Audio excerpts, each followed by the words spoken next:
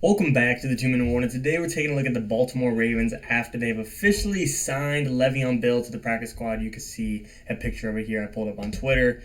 Adam Schefter quote says, having lost running backs JK Dobbins and Justin Hall due to season-ending injuries, the Ravens are signing veteran running back Le'Veon Bell to their practice squad. Per source, he soon is likely to be added to the 53-man roster when ready.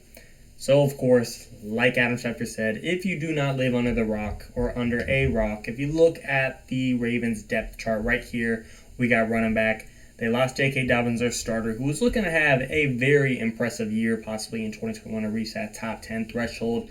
But the reins got handed over to Gus Edwards and Hill.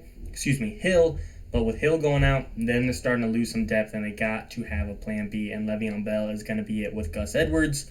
So, before digging deeper, I want to hear from you guys. Question for those of you in comment down below. Does Le'Veon Bell impact the Ravens Super Bowl odds at all? Does it help them? Does it reduce them? Is it the exact same? Whatever your thoughts are, comment down below. But like I said, getting straight into it.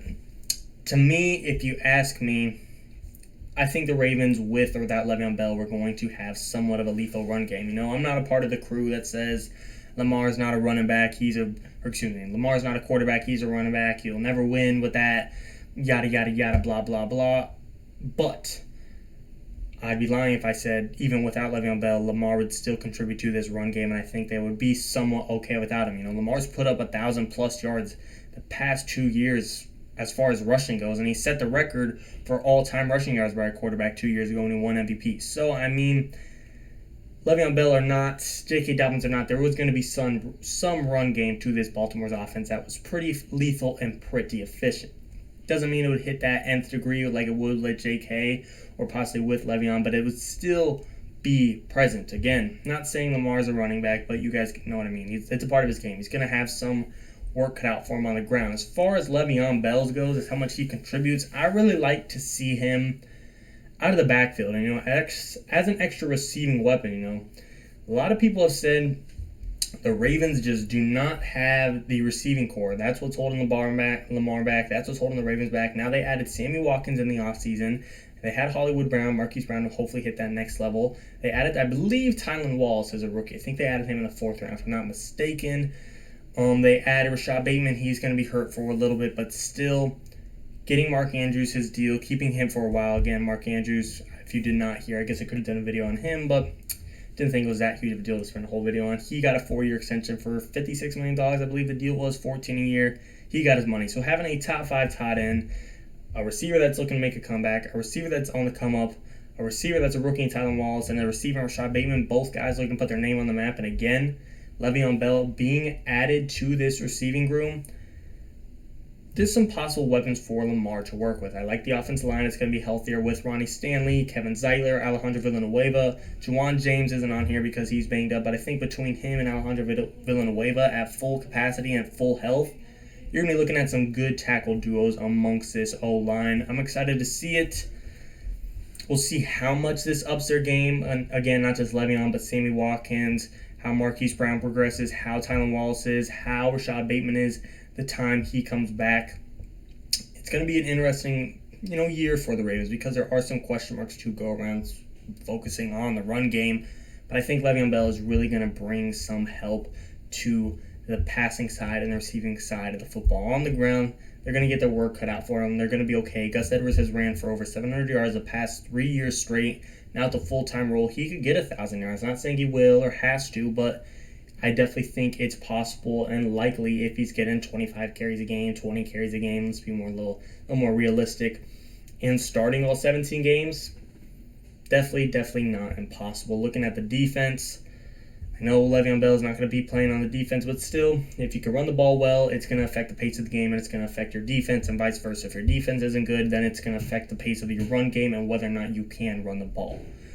Pass rush, Calais Campbell, he's a pretty good guy to have on your team, especially next to Brandon Williams. Derek Wolfe, longtime Bronco, now with the Ravens. He was last year, but still, longtime Chiefs, recently Colts, now Raven. Justin Houston, Odafe Oweh, the rookie, also goes by Jason Oweh, will hopefully bring some pass rush. More specifically, Odafe Oweh and Justin Houston, can they replace in a sense of being a better replacement than losing Yannick Ngakoue and Matt Judon. Not an exact replacement as far as position goes, but still, can their essence and presence and talent replace and be better than the loss of Matt Judon and Yannick Ngakoue? We'll just have to see a veteran and a rookie both on here. Patrick Queen, I like him at middle linebacker. He's pretty young. Secondary, no complaints there. Marcus Peters, Marlon Humphrey, Tavon Young, Jimmy Smith, Deshaun Elliott. This team's ready to go. I was surprised to see them get rid of Shaun Wade. Obviously, he was a late-round pick. I wasn't expecting to be the next best thing. But still, they seem to do well with some corners. I thought they'd hopefully develop him. But now he's a Patriot and he is gone.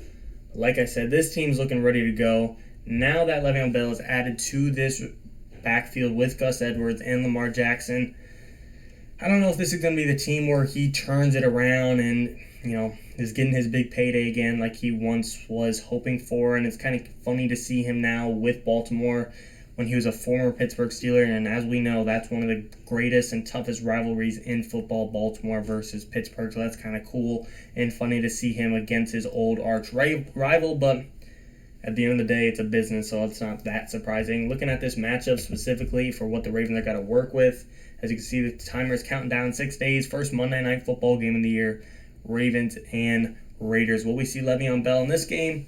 Sure, he'll get a couple snaps again. Le'Veon Bell's not coming in here to be a workhorse, to not be Derrick Henry, to not be prime Le'Veon Bell. But he's coming in here to provide a role, provide some snaps, provide some help, and really just be a contingency plan at this point. The Ravens have not had good luck in the backfield. Who's to say one more guy won't get hurt at this point? So I'm not sure he's going to really have a huge impact on week 1 with it being 6 days away, and he's just technically on the practice squad right now. He might get a couple carries, but in this specific matchup against the Raiders, I don't see him having a huge effect. Again, he could get anywhere from 3 to 10 carries, but still, I don't know what he will average throughout the season. We'll just have to see how this Ravens offense works, especially with their new receiving weapons. Maybe we won't see them run the ball as much as they used to. I'm excited for it. I'm excited to see it. I'm excited for this game. I got the Ravens winning this one.